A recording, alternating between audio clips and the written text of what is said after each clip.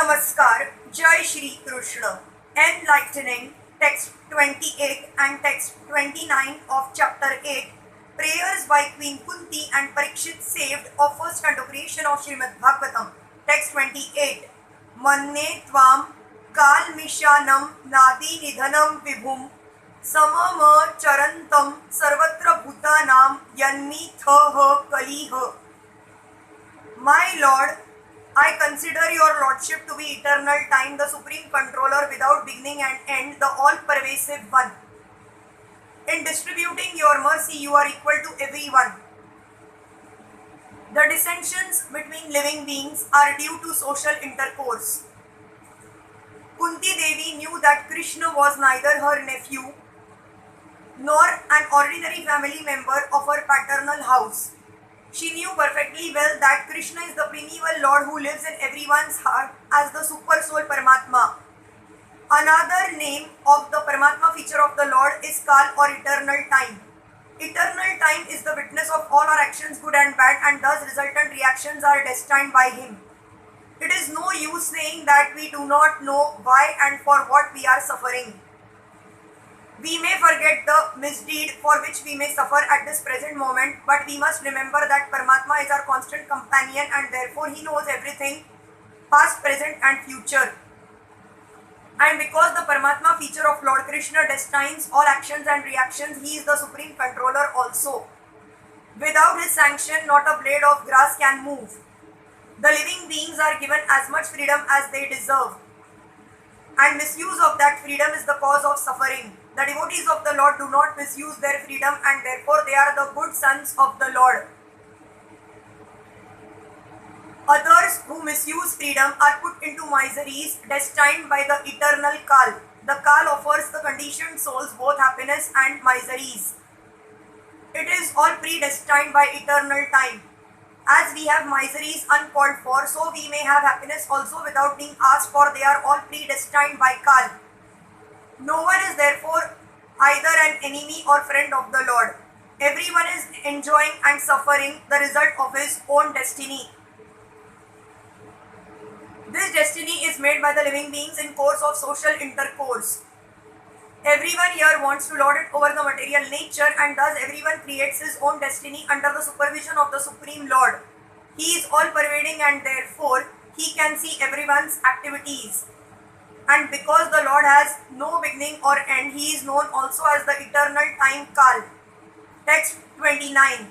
Na veda kashachida bhagavamsha chikirashitam taveha manasya nrunam vidambanam na yasya kashachida daito asti karhi chida dvesha shacha yasmin vishama matiranrunam.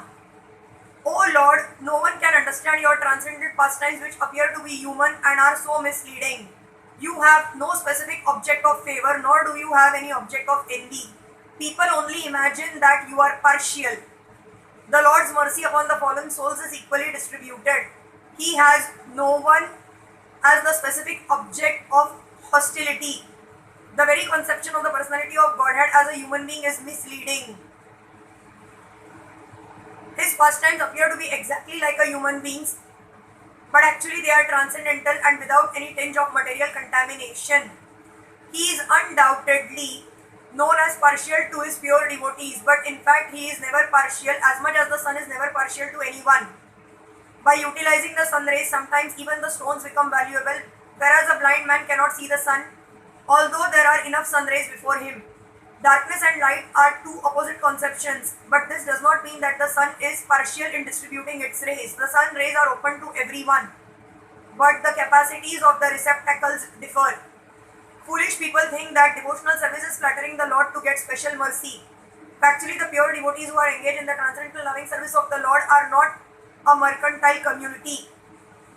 A mercantile house renders service to someone in exchange for values. The pure devotee does not render service unto the Lord for such exchange, and therefore the full mercy of the Lord is open for him. Suffering and needy men, inquisitive persons or philosophers make temporary connections with the Lord to serve a particular purpose. When the purpose is served, there is no more relation with the Lord. A suffering man, if he is pious at all, prays to the Lord for his recovery. But as soon as the recovery is over, in most cases the suffering man no longer cares to keep any connection with the Lord. The mercy of the Lord is open for him, but he is reluctant to receive it. That is the difference between a pure devotee and a mixed devotee. Those who are completely against the service of the Lord are considered to be in abject darkness. Those who ask for the Lord's favor only at the time of necessity are partial recipients of the mercy of the Lord, and those who are 100% engaged in the service of the Lord are full recipients of the mercy of the Lord. Such partiality in receiving the Lord's mercy is relative to the recipient, and it is not due to the partiality of the all-merciful Lord. When the Lord descends on this material world by his all-merciful energy, he plays like a human being, and therefore it appears that the Lord is partial to his devotees only, but that is not a fact. Despite such arrangement of manifestation of partiality apparent, his mercy is equally distributed. In the battlefield of Kurukshetra, all persons who died in the fight before the presence of the Lord got salvation without the necessary qualifications, because death before the presence of the Lord purifies the passing soul from the effects of all sins, and therefore the dying man gets a place somewhere in the transcendental abode. Somehow or other, if someone puts himself open in the sun rays, he is sure to get the requisite benefit both by heat and by ultraviolet rays. Therefore, the conclusion is that the Lord is never partial. It is wrong for the people in general to think of him as partial. Hare Krishna.